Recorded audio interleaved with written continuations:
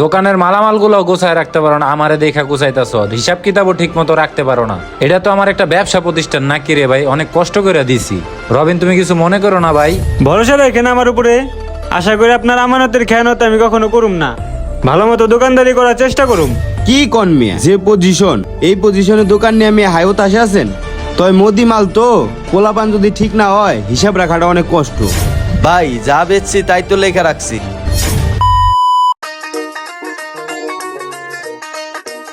ভাই এলন, এই যে খাম আর এই যে চাবি, হ্যাঁ দোকানটা অনেক যত্ন করে করছি বুঝছেন ভাই। বিদেশ যদি না যেতাম বিক্রি করতাম না, আপনার কাছে দিলাম, আপনি নিজের মতো করে চালায়েন আর ভালো মতো দেখে চালায়েন। আর সুবিধা অসুবিধা হইলে আমার জানায়েন, আমি আসি। আচ্ছা যাই ঠিক তাহলে আছে ভাই। আচ্ছা থাকেন তাহলে, হ্যাঁ? ধন্যবাদ ভাই। আচ্ছা আল্লাহ হাফেজ ভাই। ঠিক আছে ভাই, আল্লাহ হাফেজ। যাই বিসমিল্লাহ করে দোকানটা শুরু করি তাহলে। আজকে না এমএল এর পেমেন্টটা দেওয়ার কথা, এই স্যামরাটা টাকাটা দিল না। অফিসে এত কাজ। এইটাই তো এমএল এর নাম্বার, দেখি আগে। হ্যাঁ, রিং তো হয়েছে। কখন যে মেইলটা পাঠাইলো, কেডা ফোন দিল আবার, দেখি তো। হ্যাঁ আসসালামু আলাইকুম ভাই। ওয়ালাইকুম আসসালাম।